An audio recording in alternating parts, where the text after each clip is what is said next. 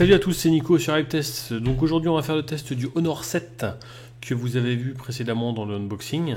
Petite fiche technique, donc on est sous Android 5.0.2, on a une surcouche logicielle MUI 3.1 propre à Honor. On a un écran de 5,2 pouces en Full HD en 1920 par 1080. On a une résolution d'écran de 423 ppp, donc c'est plutôt bien pour un téléphone de cette gamme-là. On a un processeur Kirin 935, donc on verra au niveau des jeux si ça rame ou pas à la fin du test. On a 3 Go de RAM, on a 16 Go de mémoire interne, extensible via port micro SD jusqu'à 128 Go. Au niveau de l'appareil photo, on a un 21 millions de pixels, appareil photo Sony. On a un double flash LED et un appareil photo frontal au niveau des selfies, on est sur du 8 mégapixels. On a une batterie de 3100 ampères pour un petit téléphone comme ça, c'est plutôt pas mal. On est en 4G, on n'est pas en 4G+, par contre. On a du Wi-Fi, du Bluetooth et on n'a pas de puce NFC. Au niveau des dimensions, on est sur 143 mm, sur à peu près 8 mm 5 d'épaisseur. Et au niveau du poids, on est à 157 grammes. Disponible en argent ou en gris. Et le prix de base est de 349 €, en sachant qu'il y a une offre de remboursement de 50 €. Donc ça vous fait ce téléphone-là à moins de 300 €. On l'a vu dans l'unboxing, on a affaire à un beau téléphone, plutôt sympathique au niveau de la finition. Ça ressemble un petit peu au P8, au Mate 7, etc. Vu que tout ça, ça fait partie un petit peu de la même famille. Donc il n'y a pas grande innovation au niveau du design, mais le design est plutôt sympa. Donc on est tout en alu à l'arrière, hein, y compris sur les bords. Par contre sur la partie basse et la partie haute, on est en plastique. On en a déjà discuté avec certains d'entre vous sur les commentaires de l'unboxing. Sur la partie basse, on retrouve les haut-parleurs stéréo qui ne fonctionnent pas toujours en stéréo et la prise de chargement et de synchronisation. Sur le côté gauche, donc, on retrouve le bouton intelligent ainsi que le slot de micro SD et de nano SIM ou des deux cartes SIM. Sur la partie haute, on retrouve le jack avec le micro.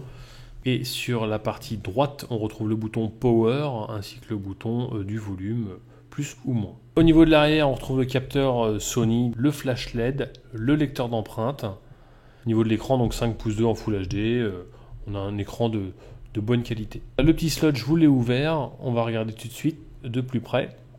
Alors voilà, vous avez la nano SIM à droite et l'autre nano SIM à gauche, ou alors la carte micro SD. Quand vous allumez votre téléphone, vous pouvez paramétrer directement votre empreinte pour déverrouiller votre téléphone. Donc c'est super simple, vous posez votre doigt 5-6 fois et hop, il est verrouillé.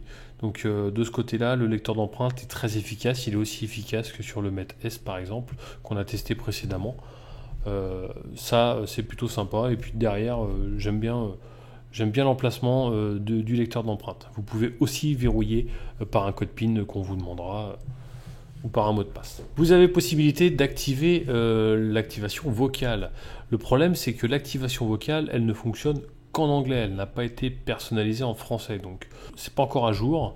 On espère que sur une future mise à jour, ce sera le cas. Quand vous allumez votre téléphone, à chaque fois, il y a un fond d'écran qui change. Donc ça, c'est plutôt rigolo. Donc ça, c'est des fonds d'écran qui sont directement intégrés, mais vous pouvez mettre vos photos ou autre chose. Donc voici l'écran, belle couleur, un petit peu moins vif que le Meizu MX5, mais belle qualité. Donc vous pouvez personnaliser les fonds d'écran, les widgets, les transitions. Vous avez possibilité d'aller aussi dans les réglages. Vous pouvez changer la disposition des icônes, les mettre en 4x5, en 5x4, en 5x5. C'est vous qui voyez. Donc ils sont plus ou moins gros selon le nombre d'icônes qu'il y a à l'écran. On a dans les paramètres, alors vous retrouvez les paramètres standards à Android. Vous avez la gestion des doubles cartes SIM. Ensuite, le style d'écran, vous pouvez choisir un mode classique ou le mode plus simple éventuellement. Au niveau de l'affichage, vous avez possibilité de régler la température des couleurs, donc ça c'est plutôt bien. Plus chaude, plus froide, un peu plus jaune, un peu plus blanche, donc ça c'est plutôt pas mal. Les fonds d'écran, la taille de police, les témoins lumineux, la luminosité, bon, tout ça c'est des réglages, on va dire, standards à Android. Au niveau du son, pareil, vous pouvez personnaliser selon aussi les cartes SIM. Quand vous avez quelqu'un qui vous appelle sur la SIM 1 ou la SIM 2, vous pouvez changer la sonnerie. Comme ça, directement, vous savez, en plus de l'affichage, vous savez qui vous appelle. Sur la mémoire, on est sur du 16 Go et vous avez aussi donc la possibilité de voir ce qui est consommé ou pas sur la carte SD. Au niveau de la batterie, vous pouvez faire afficher le pourcentage de batterie et puis vous voyez un petit peu quelles applications consomment plus ou moins dans votre appareil. vous avez possibilité de mettre des programmes d'économie d'énergie. Donc il y a le mode performance qui est de base. Ensuite, il y a le mode intelligent qui permet d'augmenter un petit peu la batterie. Et vous avez le mode ultra économique. Donc ça, c'est un petit peu quand vous avez vraiment plus beaucoup de batterie, puisque au final, il n'y a plus que les fonctions de base qui marchent. Donc ça, c'est disponible aussi, ça c'est bien. Écran de verrouillage, vous pouvez aussi le personnaliser. C'est ce que je vous disais tout à l'heure. Donc là, rien de spécial. Au niveau donc des empreintes digitales, vous pouvez rentrer plusieurs empreintes digitales et le pavé tactile derrière, il a plusieurs fonctions et ça c'est plutôt bien sur ce téléphone-là. C'est que par exemple, on peut activer la touche retour, c'est-à-dire que quand vous appuyez, hop, il fait retour en arrière. Vous n'êtes pas obligé d'aller chercher la touche retour. Donc ça c'est plutôt pas mal. Vous avez également retour à l'écran d'accueil directement. Si on maintient le capteur, voilà, hop, j'appuie, je maintiens et hop, on retourne à l'écran d'accueil sans forcément aller chercher la touche accueil en bas. Il est plutôt bien pratique ce petit pavé tactile. Après, c'est une question d'habitude aussi à apprendre. Mais c'est pas mal. Donc voilà, vous avez d'autres réglages aussi qui sont disponibles. Et pareil, quand vous baissez directement, vous faites un geste comme ça et hop, ça baisse les notifications, vous les remontez et hop, ça remonte la notification. On baisse et hop, on remonte. Ensuite, vous avez donc sauvegarde, les comptes, gestion des applications. Vous avez possibilité de modifier la barre de navigation. Ça, c'est super bien, j'apprécie beaucoup. Surtout pour ceux qui sont pro Samsung, où il y a la touche retour qui est à droite. Au niveau des thèmes, il y en a qui sont déjà préenregistrés au sein du terminal. Vous pouvez modifier les thèmes directement. Prendre un bout d'un thème, les icônes de l'autre, etc. L'écran d'accueil d'un. Voilà, vous pouvez vraiment paramétrer et changer ça nativement. Vous pouvez aussi en télécharger d'autres. Donc ça, c'est un bon point de personnalisation, je trouve, pour ce téléphone.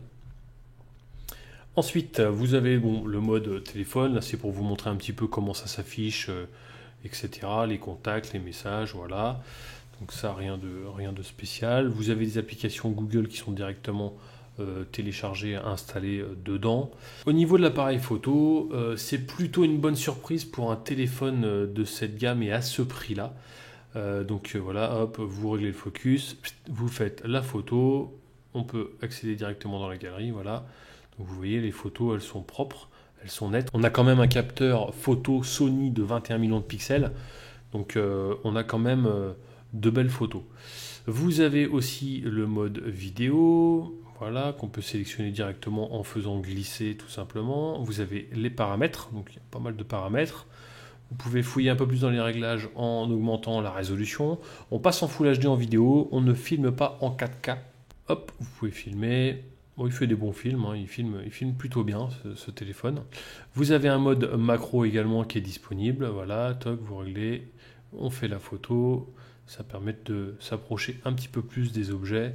Donc ça, c'est plutôt pas mal. Voilà, hop. La photo est bien nette, hein, vous voyez. Vous avez le mode embellir pour les selfies qui vous permet d'améliorer un petit peu vos selfies. Et vous avez le mode light painting qui permet de faire des effets sur vos vidéos. Voilà, donc il y a pas mal de modes disponibles. Bon, tout ça, cette partie-là, c'est un petit peu gadget, mais c'est assez sympa sur les vidéos. C'est marrant, surtout de nuit. Donc voilà, vous avez vos réglages. Vous pouvez faire du mode panoramique. Il y a pas mal de petites choses disponibles. Vous pouvez donc monter en 20 millions de pixels aussi au niveau de la photo. Par contre, on se retrouve avec une bande noire sur le côté, donc forcément, puisqu'on est en 4 tiers. Je préfère passer en 16 neuvième. Il y a un petit réglage aussi, un petit mode pour modifier directement les photos que vous faites, qui est déjà disponible. Je vous ai fait les mêmes photos avec le Honor 7 et le LG G4 hein, pour que vous voyez un petit peu les différences. Donc voilà, ces photos-là ont été faites dans une pièce avec un éclairage standard. Donc on voit de près, vous pouvez distinguer un petit peu la qualité. Là, il n'y avait pas trop d'éclairage sur cette partie-là. Et puis encore moins là, sur ces photos-là. Voilà, on distingue quand même un petit peu mieux sur le LG G4. C'est quand même plus net et un petit peu plus clair, plus éclairé. Voilà, en extérieur, plus de couleurs sur le G4 par contre. Voilà, donc bon avantage pour le G4 forcément. Au niveau du Antutu, on est sur un 49 220 au niveau du résultat. Les jeux, ça passe bien, mais bon, le processeur montre quelques limites parfois. Parfois ça saccade un petit peu, on sent qu'il y a des ralentissements. Mais les jeux passent. Voilà, le petit regret que j'ai, c'est l'épaisseur de l'écran. Je trouve que ça fait un petit peu disgracieux. Bon, certes, on est sur un téléphone à 300 €, donc on va pas trop critiquer, mais je trouvais que c'était un petit peu dommage. Voilà, sinon la finition en alu est sympa. Le haut et le bas en plastique, c'est un petit peu dommage aussi, mais encore une fois, on est sur un téléphone qui ne vaut que 300 €. La qualité d'écran, pour moi, est bonne. Sur le Meizu MX5, je trouve qu'on avait un meilleur rendu, il y avait plus de couleurs. Voilà, cela dit, on a un écran qui est vraiment avec une bonne résolution, qui a de belles couleurs également. Le petit pavé tactile derrière pour les notifications, c'est plutôt sympa. Le lecteur d'empreintes aussi. Donc voilà, on a quand même un bon téléphone. Rapport qualité-prix, pour ma part, je pense qu'il est imbattable ce téléphone. J'espère que ce test vous aura plu, vous aura un petit peu éclairé sur les fonctions et la qualité de ce téléphone. Je vous laisse avec la galerie photo habituelle sur HypeTest pour voir le téléphone un peu plus en détail. N'hésitez pas à laisser un pouce bleu si vous avez aimé la vidéo, à partager également. Et puis on se retrouve prochainement sur un test et unboxing sur HypeTest. À bientôt, ciao.